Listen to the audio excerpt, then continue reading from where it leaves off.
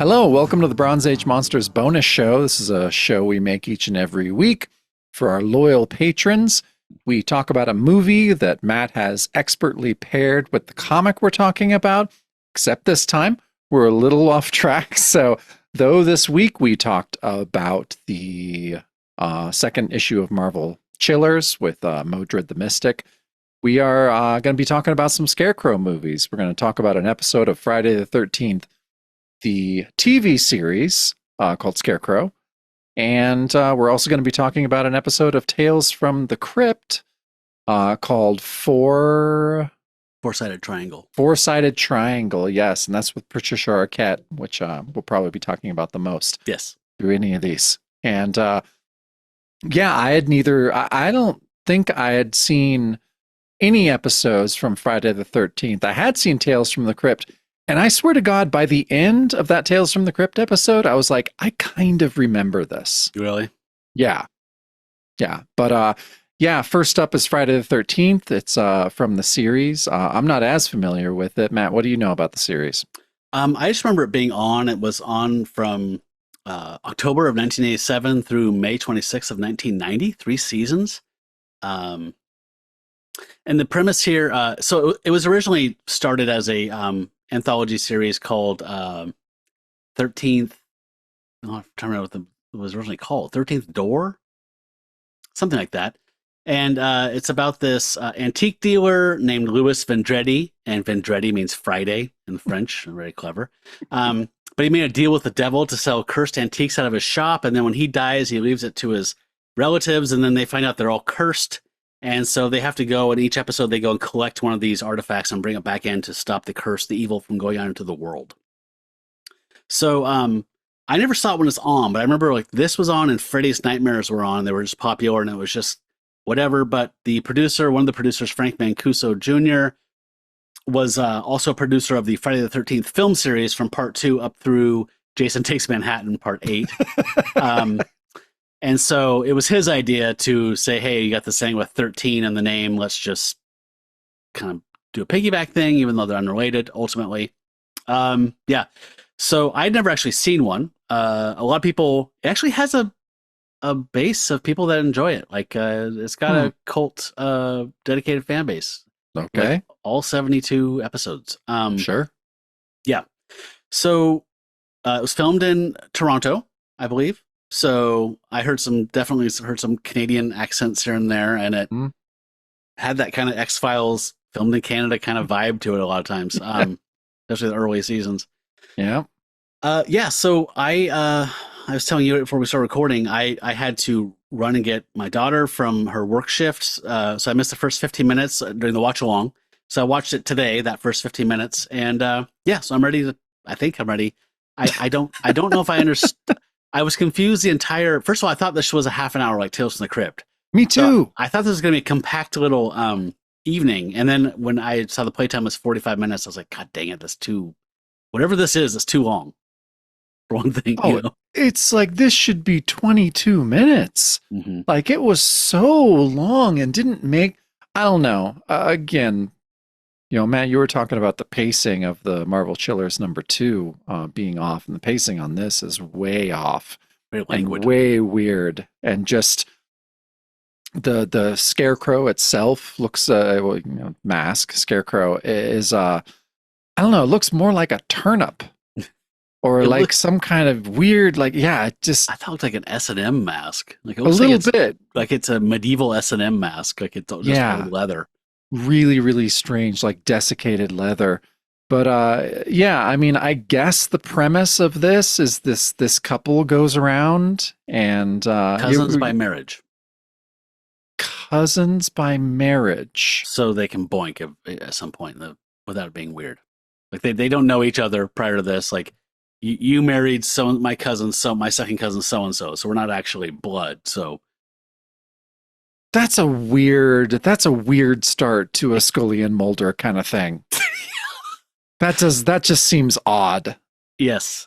Mickey Foster is the female, and her cousin by marriage is Ray Dallion.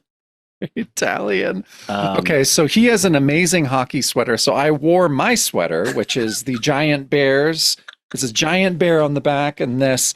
And it is the same kind of giant knitted sweater that he has on in the episode. Mine's way more. I mean, anything is cooler than the one that he's wearing, which is like the most I don't know, like 80s awful. It's a hockey sweater, right? Like it's a hockey sweater.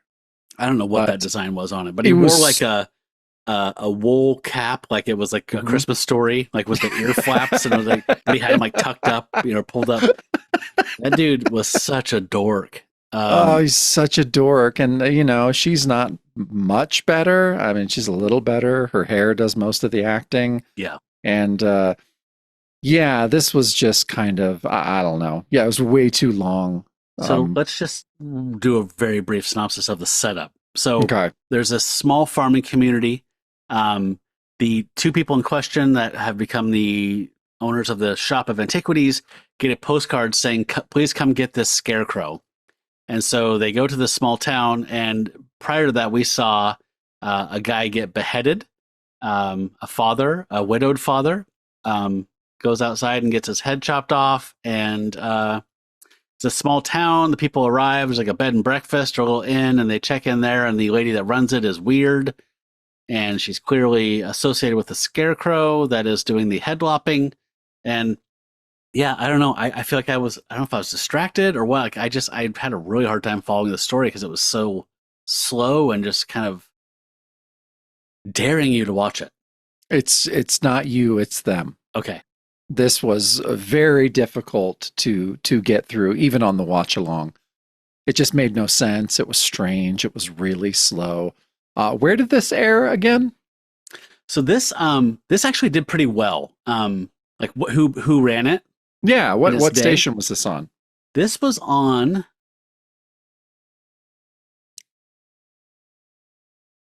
trying to remember. It's like it was in first run syndication, and it actually got pretty good numbers. It's like a USA thing. Was this like a? So listen to this. Produced on a budget estimated below $500,000 per episode, the first season placed second in the male 18 to 49-year-old demographic, just behind Star Trek: The Next Generation. Holy shit! Yeah. So I'm not sure which network aired it though. Yeah, I don't. That's why I was asking. It's just like, there's beheadings in it. I don't necessarily know. It's not super bloody, but it'd be a little violent. So it was initially in a late night spot, but they had got such good numbers on it that they started some stations aired it in prime time. Wow. And a lot of people, the cult kind of following it has is people who were younger who saw it back then because it had some morbid touches in it, like the beheadings and stuff like that. Definitely. So if you're like 12 and you see this at 9 o'clock on whatever Sunday night on, whatever UPN was back in the 80s. I'm trying to think of the equivalent of so I mean, I forgot how first run syndication works. I think like different network stations would pick it up to fill slots they had. Yeah, I mean, this is more network affiliates, right? This would be your KPTV 12s, yes, and stuff that would pick this stuff up, right? Yes, it wasn't like NBC was airing it. It was like an NBC affiliate in Portland might do it, like you said. Yeah. So it was like that, I think. So yeah, they were, I think, surprised as anybody else that it had such good numbers and actually came up second behind Star Trek: The Next Generation. So Jesus, $500,000 an episode. That's a pretty big budget for what this is. That's a really big budget. I mean, that looks like a $50,000 episode. Yeah, it looks like nothing. Or $5,000. Oof, so much spent on cocaine. Oh boy.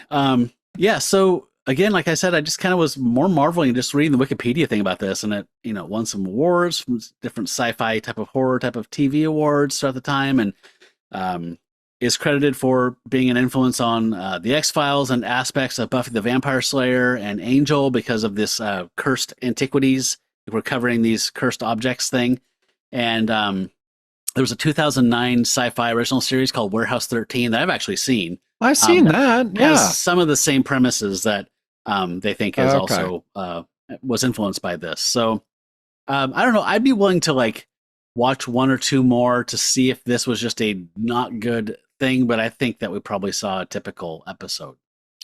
Yeah, I was gonna say that. I'm not giving my rating on the series in general. I'm giving my rating on the Scarecrow episode. Claw down. Yeah, it was a. Yeah. Um, shoot.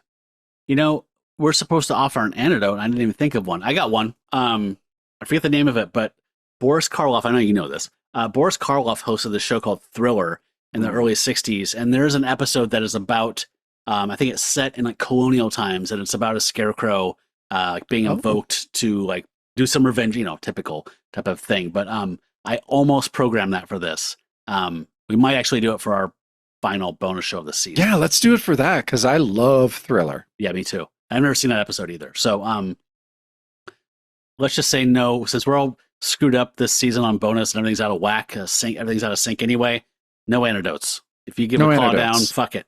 Yep. Not our problem. Not our Read problem. the fine print. I much more enjoyed the Tales from the Crypt. Yeah, Tales from the Crypt was pretty good. And like I say, it was something that I just kind of remembered in the back of my head. Yeah, Tales from the Crypt aired on HBO. We've watched one before. We watched one of the about a mummy. And they're always really entertaining. And I mean, they're very slight. There's not a ton of depth to them. But this one stars a young Patricia Arquette. And she is kind of like a drifter that got sucked into this very rural farm. It says they're 60 miles from any town. Mm-hmm. And that she was basically kind of kidnapped by these people and then is a kind of their slave working on their farm. Yeah. And it's, May I just add that she doesn't seem like the sharpest tool in the shed. No, she seems a little maybe developmentally disabled. But yeah, and so there's an old farm couple who are married, and the husband, of course, is ultra creepy to her. But if you're a fan of Patricia Arquette, this is probably going to be a decent watch for you. She spends a lot of it wearing a an undershirt. We don't call it this anymore, but a wife beater with no bra. So I tried to be a modern, sophisticated man, feminist ally, but that was hard. That was tough. That was really tough. Tales from the Crypt embraced the fact that it was on HBO and could show nudity and be very violent. So it's very lurid in its sexuality and its violence. So that is baked into what this show was on HBO. Mm-hmm. So this was not an odd thing. I think people tuned in and enjoyed stuff like this, and it was expected by it's the second or third season. So she's gorgeous. I love her. I love her in True Romance. I love her in Lost Highway. I love Patricia Arquette. So seeing her in a barn wearing a braless and a wife beater was the show. But I mean, that was the show, and that was fine. Yeah, and strangely enough, I mean, that's what I was trying to think, because she had not been in a ton of stuff, and the way that she was acting. So basically, there's a scarecrow, and she thinks that it's her boyfriend. She wants to make love to it.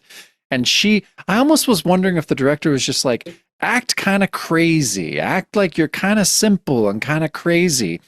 And so she sings like she sings nonsense songs, and then she sings a version of Jimmy Crack Corn that's called Chicken Pot Pie. Yeah, that was wild. It's so weird. I don't think there was a music supervisor that was just like, okay, Jimmy Crack Corn, the minstrel song from 1840. We're going to put a modern twist on it. It's called Chicken Pot Pie now. Oh boy. And yeah, it was pretty painful to hear her sing that over and over and over again. But it was Patricia Arquette, so I don't give a shit. Yeah. So I'm looking on IMDb. Her first role was in Nightmare on Elm Street 3 Dream Warriors, which is, I love that one. Yeah, that's awesome. Many fans' favorites. Yeah, she didn't have a ton of stuff. She was in Uncle Buck and a couple things. She was in some episodes of 30-something. Apparently there was a TV series version of The Outsider she was in, but wow. And she was in this. 1990 was this episode. Very, very early for her. Yeah. And she's super charming in it in her own weird off kind of Lenny way or whatever. But like mice and men. But yeah, so she's in love with the Scarecrow. This is based off of an old EC story from one of their comics. So you can expect a twist ending. We never like to spoil those in these. So I would give a very vigorous thumbs up.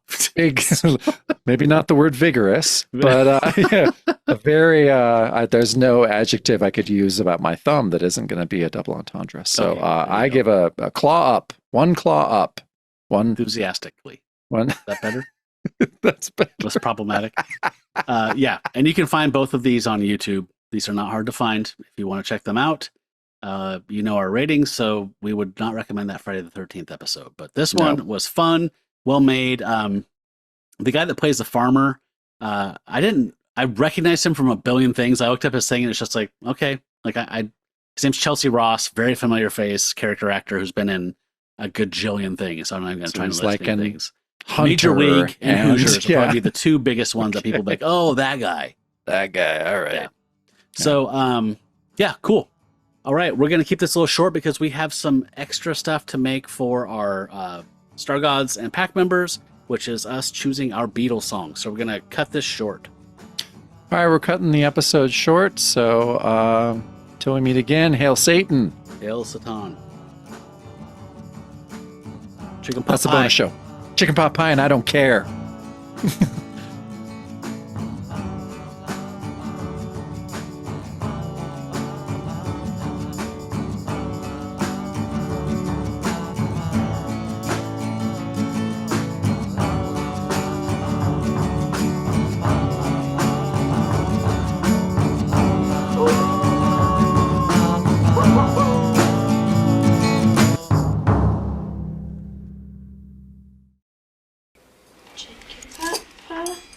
No place to go.